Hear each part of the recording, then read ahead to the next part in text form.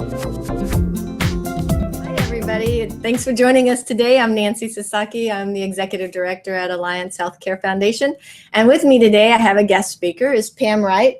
She's the Clinical Director at South Bay Community Services. So thank you for joining us today. Thank you for having me. Absolutely. Earlier this week, I wrote a blog about this, Yes Means Yes. And I know that South Bay Community Services, y'all do a lot of things, and one of them happens to be around domestic violence. So I thought it'd be great to have you on board and tell us a little bit about the legislation. It's really broader than Yes Means Yes. So could you tell us a little bit about that? Sure. We know that there's 3 components to it. Okay. And one of the components that's really important is making sure that victims have information, resources at their hand for what's available on campus as well as off campus. And then the affirmative consent standards, the policies for the universities to implement. And then thirdly, to really make sure that the campus staff are educated and trained, and particularly from a trauma-informed perspective. So I think that that's really great that they're looking at it from, and there's so many different components to it. Yeah, I wish that they were really talking about more of those components, because it's that full package. It's not just in the moment kind of thing. It's really like, what are the wraparound services that really support a person that has had this experience? And also being able to remember, how do you talk to a victim?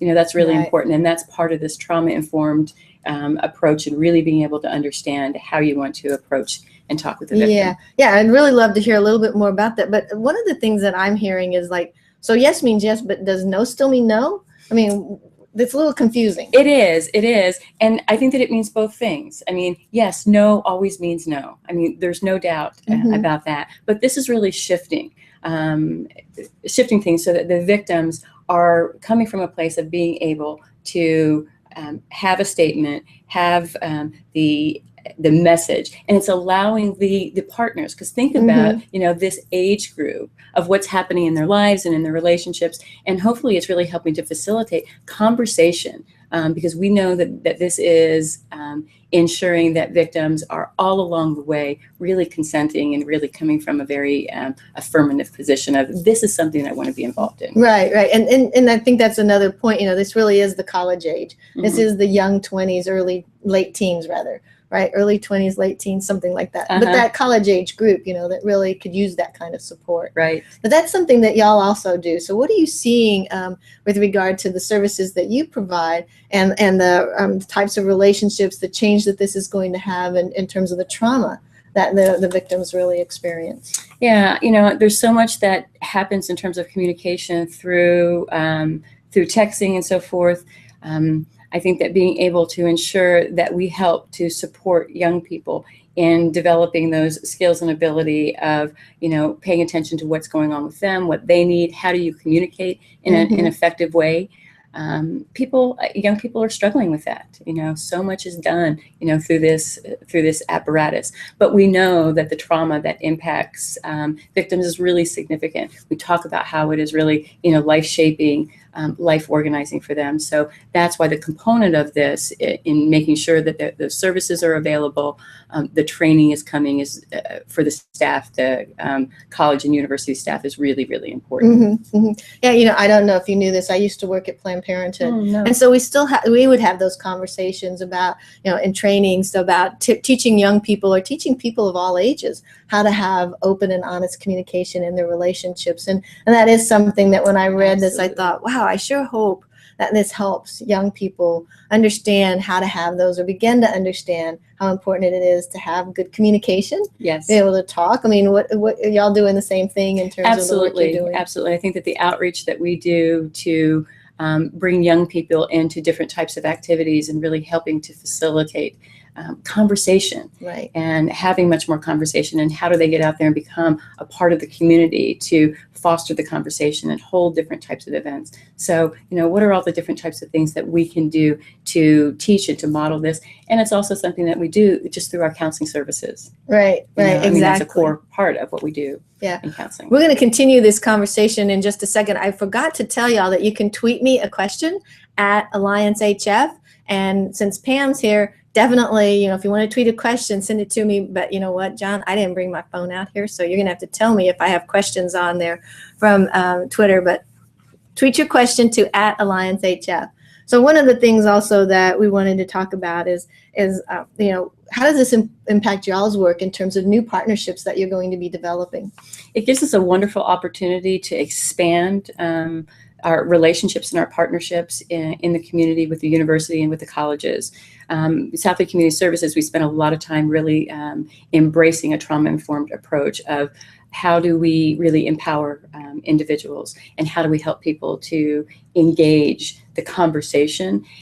So that's what we're talking about, and we're looking at all different levels. I mean, this legislation applies to universities and colleges, but it's the same thing that we're doing on high school campuses, Sure. on middle school campuses. How can we get out and build partnerships in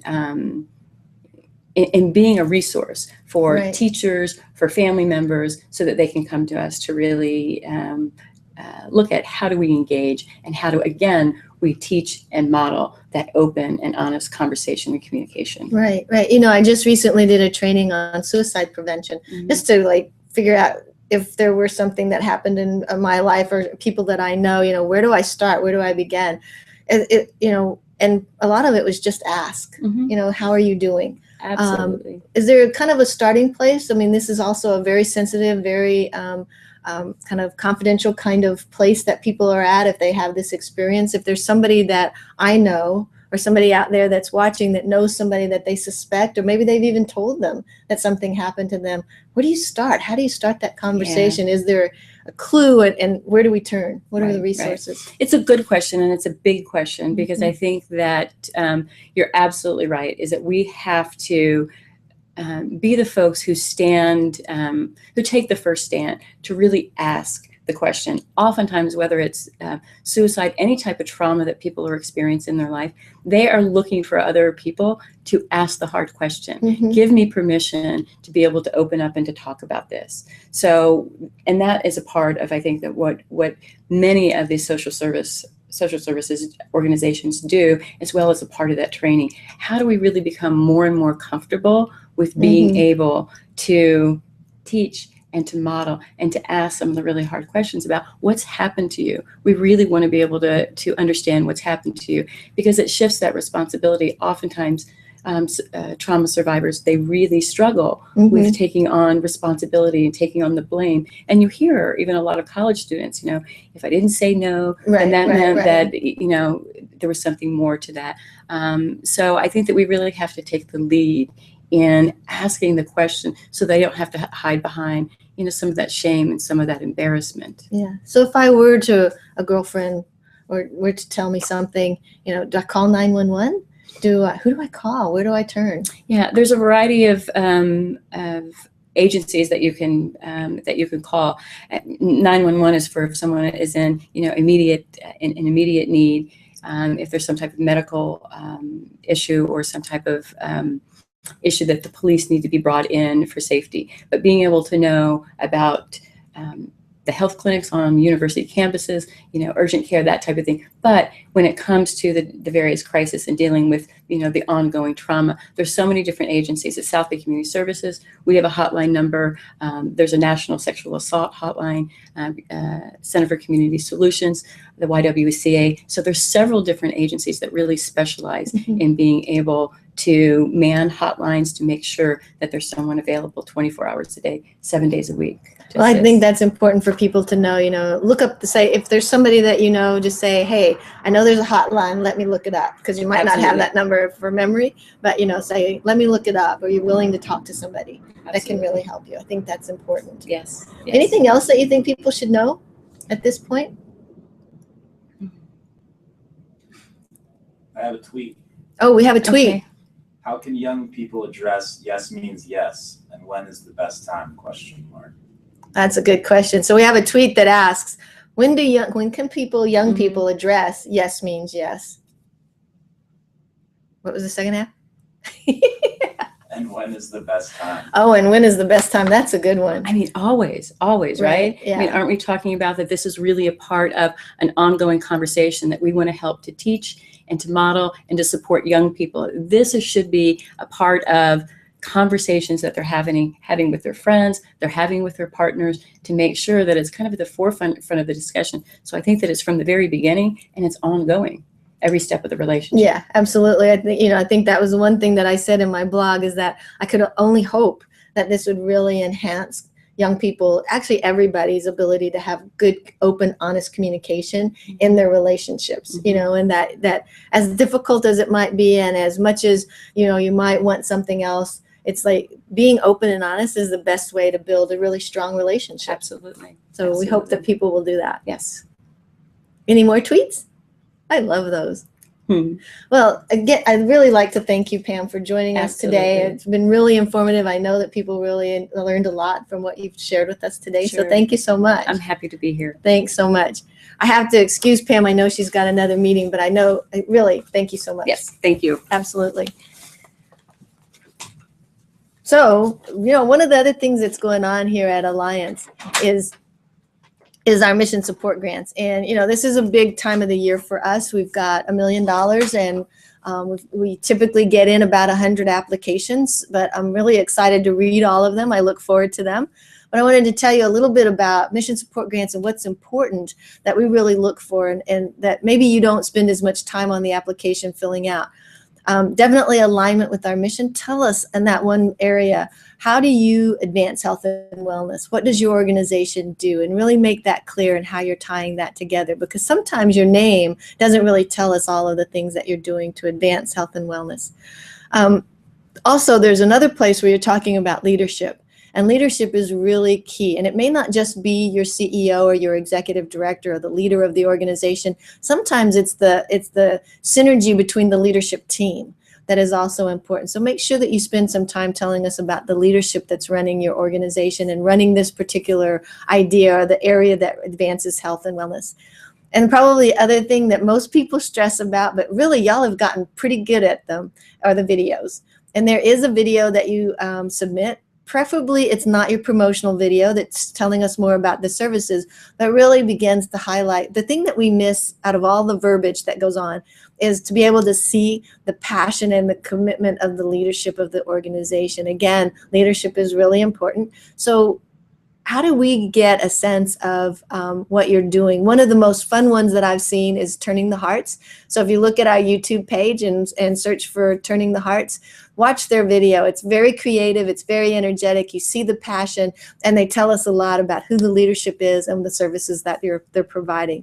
So hopefully that gives you a few hints on how to apply for a mission support grant. They are open now. They are online.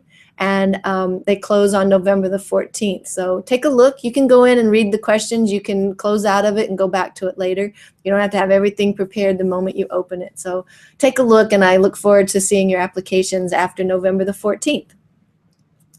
Also, because it is just this crazy time of year as we go into Halloween and Thanksgiving and all of the other religious holidays that come forward at this time of year, thought it would be good to talk a little bit about stress reduction. And I'm taking this really to heart, because right now, without a program officer, it feels really, really busy.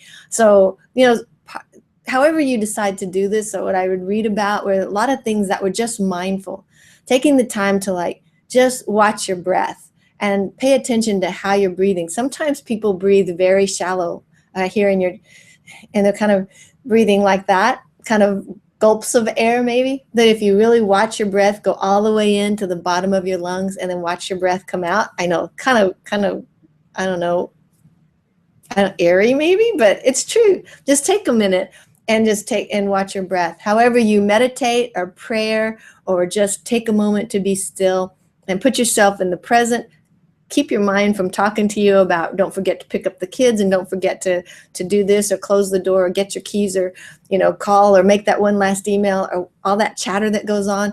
Try and get that to stop by watching your breath and just being mindful. I think there are a lot of things that you can do, get a massage, all those kinds of things are great. Soft music, create that atmosphere, but being present in the here and now and taking a moment to just stop is always a really nice thing to do. So I wish you luck with that, and I hope that you can do things to reduce your stress in your life.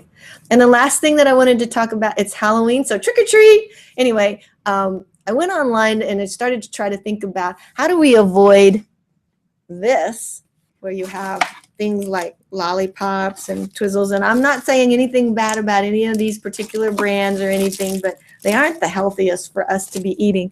So how do I promote healthy eating through Halloween treats? And okay, so the funniest one that I have to share with you is probably, I found these ghost bananas. And they're supposed to be frozen bananas with yogurt on them. And I decided to make them and see how I could do. Well, one word, if you're gonna freeze bananas, take the peel off first. And I know some of y'all probably already know that and you're laughing at me, but that's okay because I'm laughing at myself too, because when I had to take the peel off and the banana was frozen, I swear my fingers were like frostbitten and they were numb. And then I thought, oh, look, I found some yogurt that's made with almond milk because I'm lactose intolerant. I can't eat dairy. So I found lactose-free yogurt. And unfortunately, it was mixed berries. So I made my frozen, uh-oh, they're becoming unfrozen, but I made my ghost banana treats with yogurt. They're very diverse, don't you think? But I can't wait to eat them in a minute. And also oranges. They're very healthy, but look, you can make them like a jack-o'-lantern and it's a Halloween treat. I also was thinking, you know, there are definitely other things that I found, like Next Organics dark chocolate cherries. And why did I think this was good? Because there's very few calories in here. So you can have those.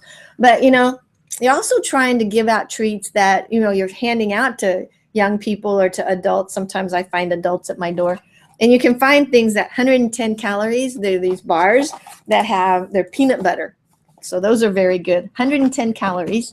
Or you can do granola bars. These are one of my favorites, the Kashi Honey Almond Flax. So you can give me these for Halloween, and I'll say trick or treat. But there's different things that you can give. So hopefully you'll take a minute and a little bit of time to find the ones that are healthy treats to give. And also Pam, who just left, she told me that there's this new thing out there that if you see a place that has a teal pumpkin, that means that they're giving out something other than food and being respectful to people's allergies, their desire to get away from sugar. So it might be fangs, it might be, you know, paint or makeup, Halloween makeup kinds of stuff, but they're giving away something other than food. So take a look for those teal pumpkins. Have a safe and fun Halloween. Any more tweets? We're checking for more tweets. Don't forget, mission support grants are open now online. You can also like us on Facebook. You can also like us on Twitter. And it's been great having you guys. Have a safe Halloween. Thanks so much.